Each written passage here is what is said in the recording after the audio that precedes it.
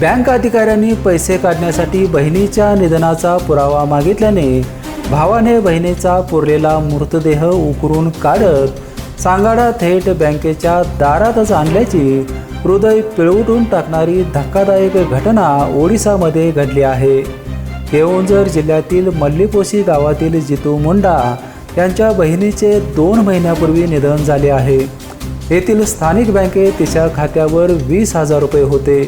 हे पैसे काढण्यासाठी जितू वारंवार त्या बँकेत जात होता।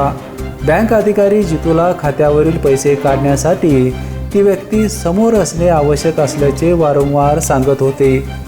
जितूने त्या बँक अधिकाऱ्याला खातेदार मृत असल्याचे सांगत याबाबतचे पुरावे देखील दाखवले, मात्र बँकेने वारंवार त्याच्याकडे दुर्लक्ष केले। अखेर वैतागलेल्या जितूने सोमवारी थेट बहिणीची कबर खोदून काढली। कबरीतला बहिणीचा सांगाडा बाहेर काढून अर्धवट गोणीत भरून खांद्यावर घेऊन जितू थेट बँकेच्या दारात पोहोचला। जितूच्या या टोकाच्या निर्णयामुळे बँक अधिकारी अवाक झाले। मृतदेहाचा सांगाडा थेट बँकेच्या दारातच आणल्याने राज्यात एकच खळबळ उडाली।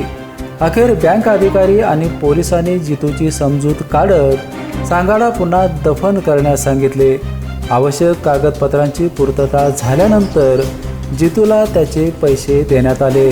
दरम्यान या घटनेमुळे बँक अधिकाऱ्यांचा निष्ठुरपणा समोर आला आहे। या प्रकाराचे व्हिडिओ सध्या सोशल मीडियात चांगलेच व्हायरल झाले आहेत। बीपीएन ब्युरो न्यूजसाठी विजय यशपुत्र।